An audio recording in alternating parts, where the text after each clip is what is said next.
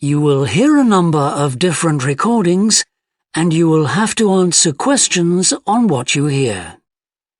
There will be time for you to read the instructions and questions, and you will have a chance to check your work. All the recordings will be played once only. The test is in 4 sections.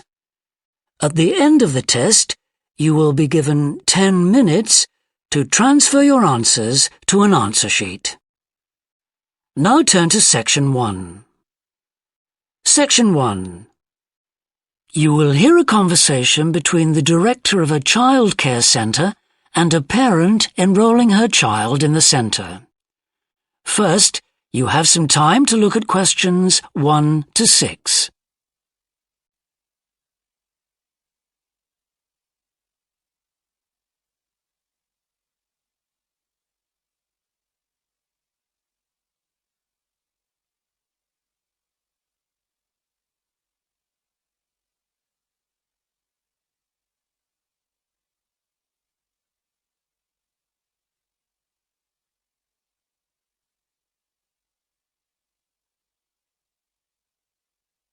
You will see that there is an example that has been done for you.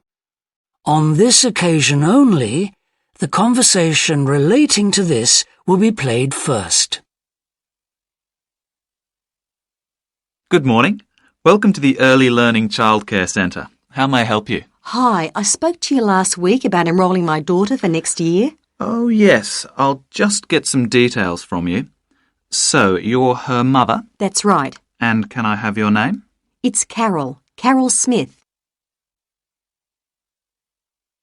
The parent's name is Carol Smith, so Smith has been written in the space. Now we shall begin. You should answer the questions as you listen, because you will not hear the recording a second time. Listen carefully and answer questions 1 to 6. Good morning. Welcome to the Early Learning Childcare Centre. How may I help you? Hi, I spoke to you last week about enrolling my daughter for next year. Oh, yes. I'll just get some details from you. So, you're her mother? That's right. And can I have your name? It's Carol Smith. And your daughter's name? It's Kate. Now, we have several groups at the centre and we cater for children from 3 to 5 years old.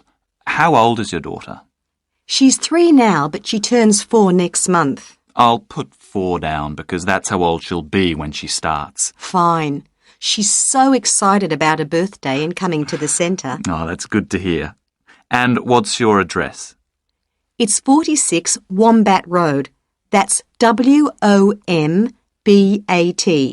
Woodside 4032. And what's the phone number? Oh, it's 3345 9865. So, have you decided on the days you would like to bring your daughter here? I'd prefer Monday and Wednesday if possible. I'll check. Monday's fine, but I think the centre is already full for Wednesday. Yes. Sorry, it seems to be a very popular day. We can offer you a Thursday or a Friday as well. Oh dear. I suppose Thursday would be all right because she has swimming on Friday. OK, got that.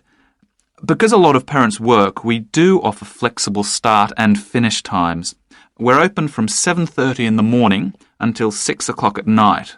What time would you like your daughter to start? I need to get to work in the city by 9, so I'll drop her off at 8:30. You're pretty close to the city here, so that should give me plenty of time to get there. That's fine. Now, we also need to decide which group she'll be in. We have 2 different groups and they're divided up according to age. There's the green group, which is for 3 to 4-year-olds, and then there's the red group, which is for 4 to 5-year-olds. She's quite mature for her age and she can already write her name and read a little. Well, I'll put her in the red group and we can always change her to the green one if there are any problems. That sounds fine. OK, let's move on to meals. We can provide breakfast, lunch and dinner. As she's finishing pretty early, she won't need dinner. Will you give her breakfast before she comes? Yes, she'll only need lunch. Before you hear the rest of the conversation, you have some time to look at questions 7 to 10.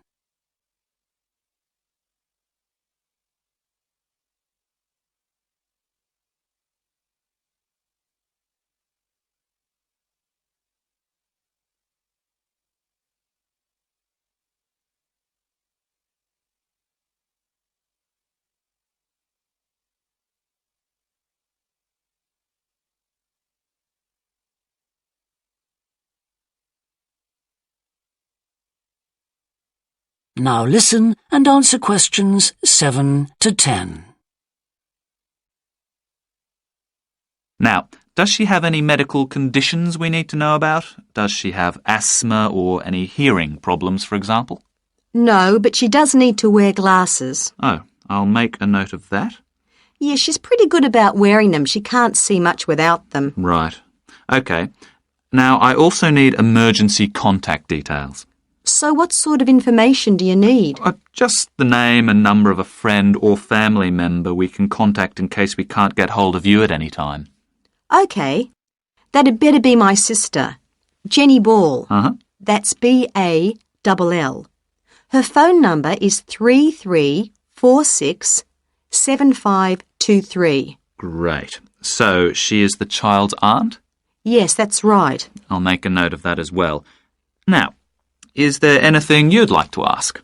What about payment? How much are the fees each term? Well, for 2 days and the hours you've chosen, that will be $450 altogether.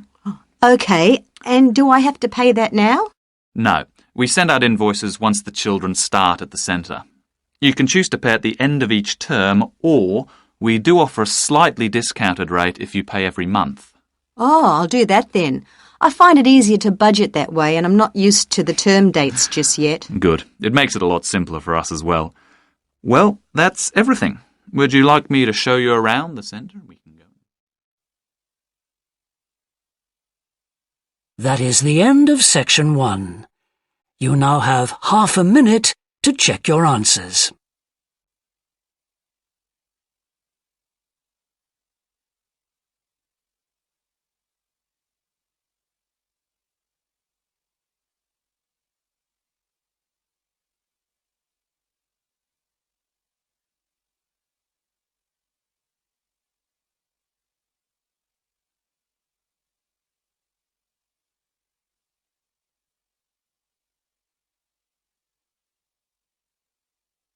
Now turn to section 2.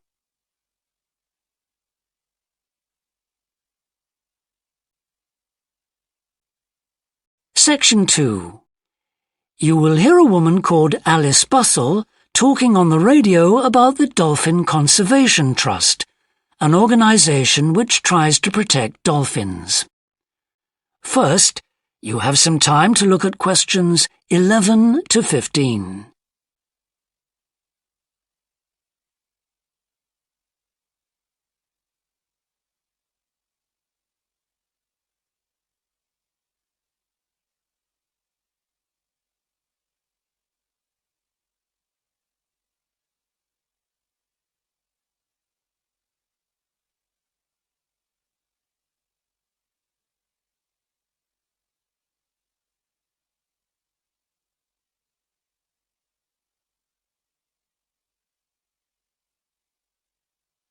Now listen carefully and answer questions 11 to 15.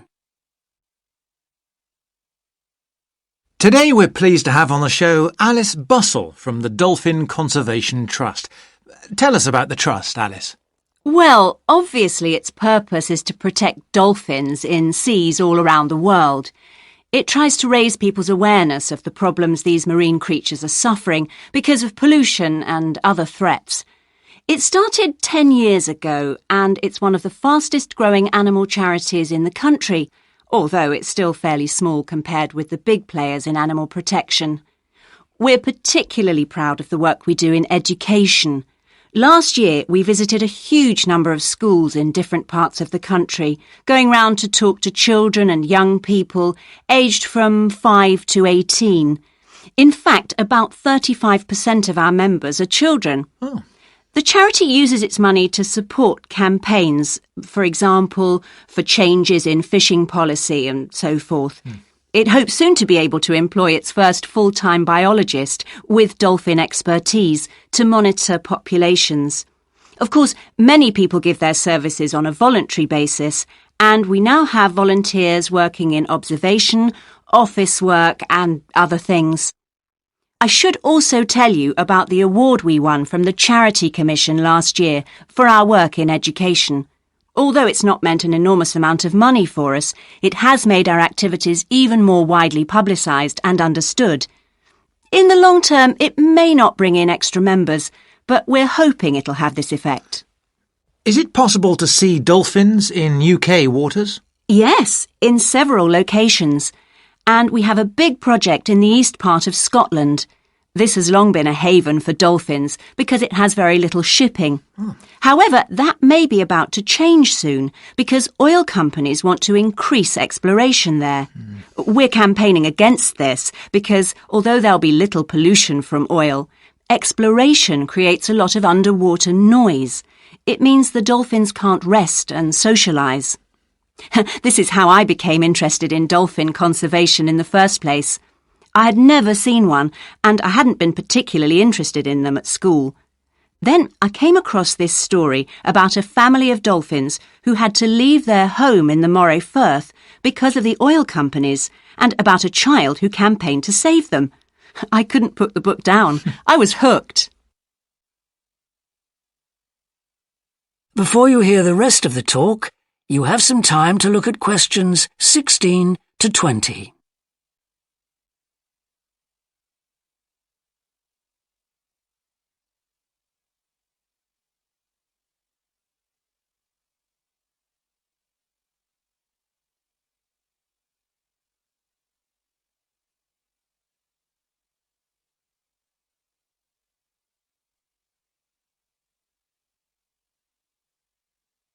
Now listen and answer questions 16 to 20. I'm sure our listeners will want to find out what they can do to help.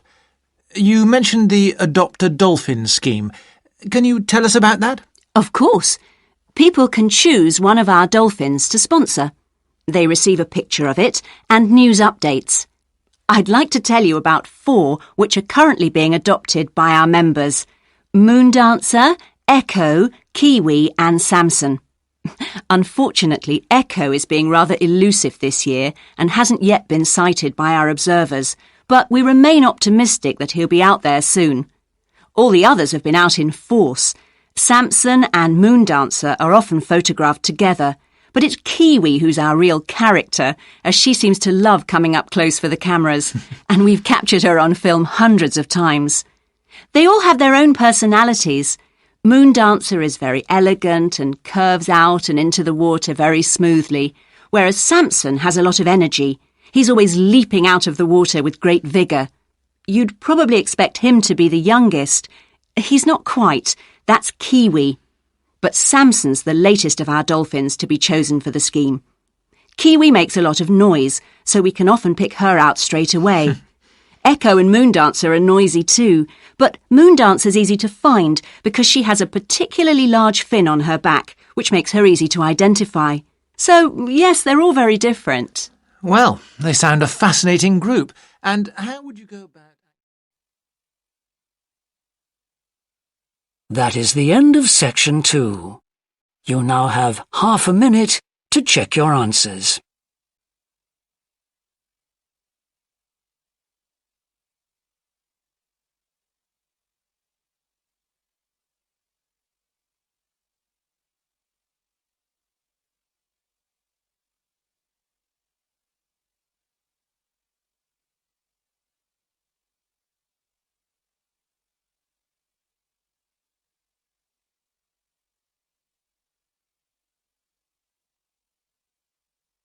Now turn to section 3.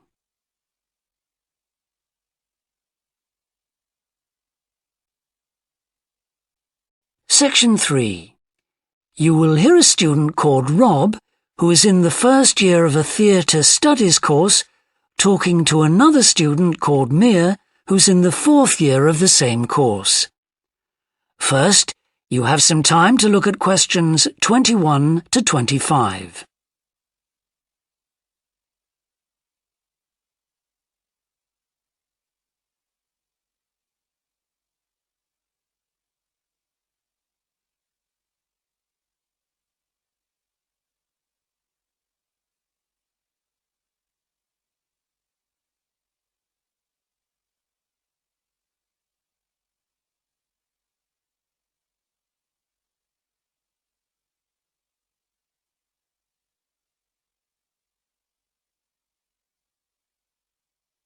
Now listen carefully and answer questions 21 to 25.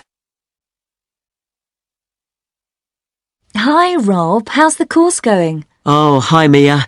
Yeah, great. I can't believe the first term's nearly over. I saw your group's performance last night at the student theatre. It was good. Really? Yeah, but now we have to write a report on the whole thing, an in-depth analysis. I don't know where to start. Like, I have to write about the role I played, the doctor, how I developed the character. Well, what was your starting point? My grandfather was a doctor before he retired, and I just based it on him. Okay, but how? Did you talk to him about it? He must have all sorts of stories, but he never says much about his work, even now. He has a sort of authority, though. So, how did you manage to capture that? I'd visualise what he must have been like in the past when he was sitting in his consulting room listening to his patients. Okay, so that's what you explain in your report. Right. Then there's the issue of atmosphere. So in the first scene we needed to know how boring life was in the doctor's village in the 1950s. So when the curtain went up on the first scene in the waiting room, there was that long silence before anyone spoke. And then people kept saying the same thing over and over, like, cold, isn't it? Yes, and everyone wore grey and brown and just sat in a row. Yes, all those details of the production. And I have to analyse how I functioned in the group, what I found out about myself. I know I was so frustrated at times when we couldn't agree. Yes. So did one person emerge as the leader? Sophia did. That was okay. She helped us work out exactly what to do for the production, and that made me feel better, I suppose. When you understood what needed doing? Yes. And Sophia did some research too. That was useful in developing our approach. Like what? Well, she found these articles from the 1950s about how relationships between children and their parents, or between the public and people like bank managers or the police, were shifting. Interesting. And did you have any practical problems to overcome? Well, in the final rehearsal, everything was going fine until the last scene. That's where the doctor's first patient appears on stage on his own. The one in the wheelchair? Yes.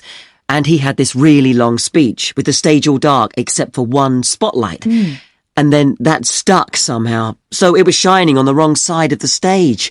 But anyway, we got that fixed, thank goodness. Yes, it was fine on the night. Before you hear the rest of the discussion, you have some time to look at questions 26 to 30.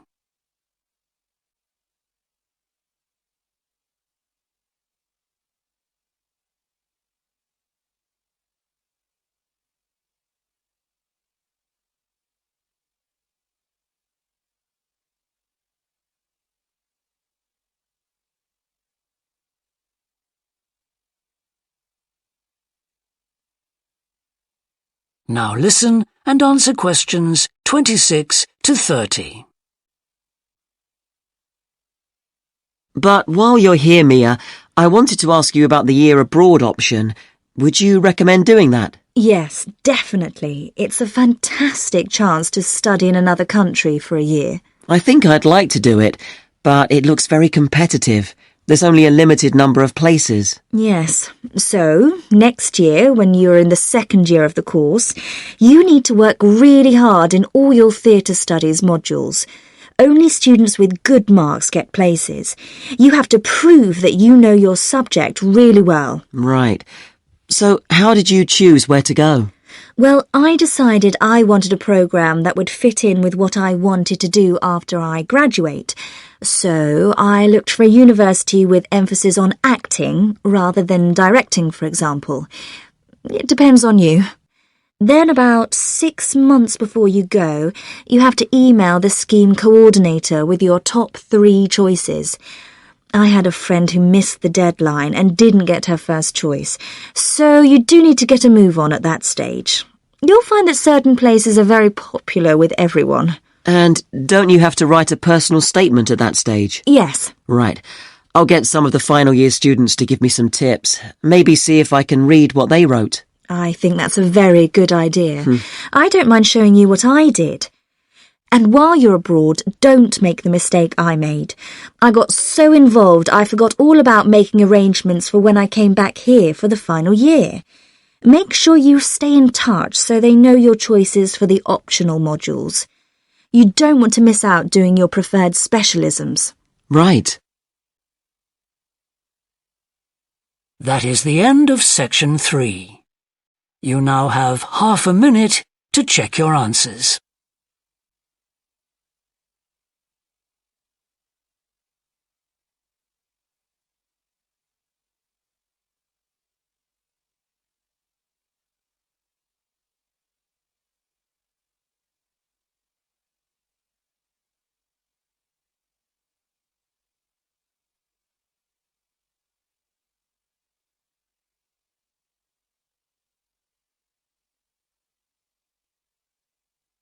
Now turn to section 4.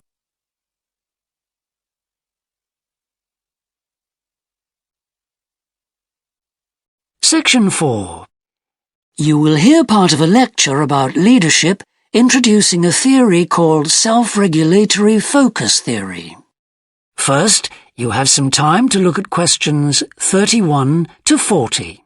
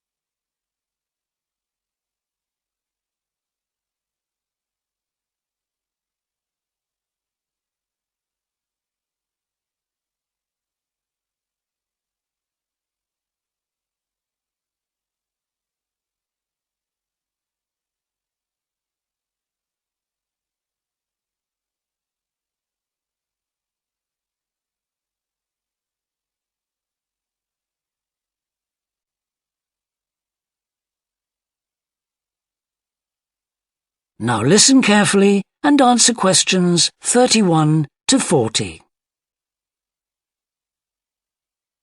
Today, I want to talk about self-regulatory focus theory and how the actions of leaders can affect the way followers approach different situations. Self-regulatory focus theory is a theory developed by Torrey Higgins. He says that a person's focus at any given time is to either approach pleasure or avoid pain. These are 2 basic motivations that each and every one of us has, and they cause us to have different kinds of goals.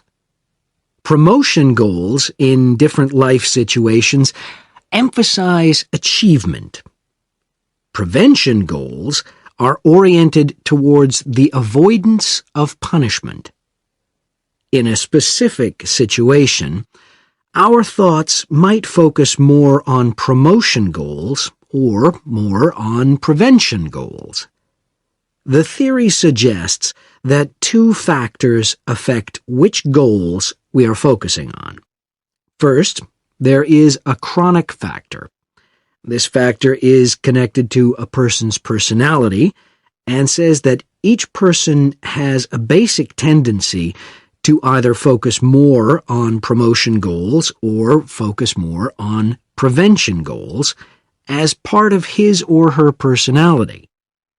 Second, there is a situational factor which means that the context we are in can make us more likely to focus on one set of goals or the other. For example, we are more likely to be thinking about pleasure and to have promotion goals when we are spending time with a friend. In contrast, if we are working on an important project for our boss, we are more likely to try to avoid making mistakes and therefore have more prevention goals in our mind. Research has shown that the goals we are focusing on at a given time affect the way we think. For example, when focusing on promotion goals, people consider their ideal self, their aspirations and gains. They don't think about what they can lose, so they think in a happier mode. They feel more inspired to change. When people are focusing on prevention goals, they think about their ought self. What are they supposed to be? What are people expecting from them? They consider their obligations to others. As a result, they experience more anxiety and try to avoid situations where they could lose.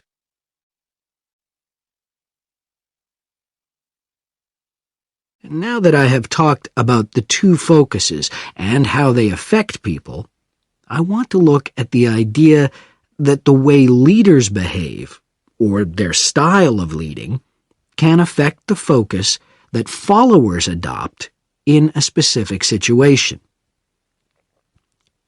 In talking about leadership, we often mention transformational leaders and transactional leaders.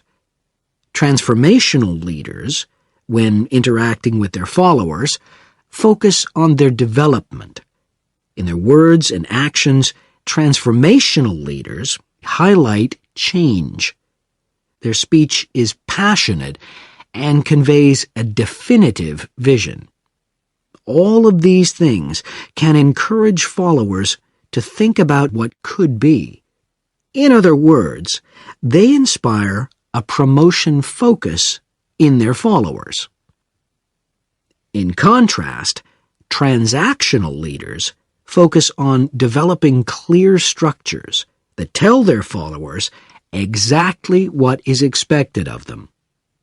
While they do explain the rewards people will get for following orders, they emphasize more how a follower will be punished, or that a follower won't get rewarded if his or her behavior doesn't change. In short, they emphasize the consequences of making a mistake. This emphasis will clearly lead followers to focus on avoiding punishment and problems. This is clearly a prevention focus.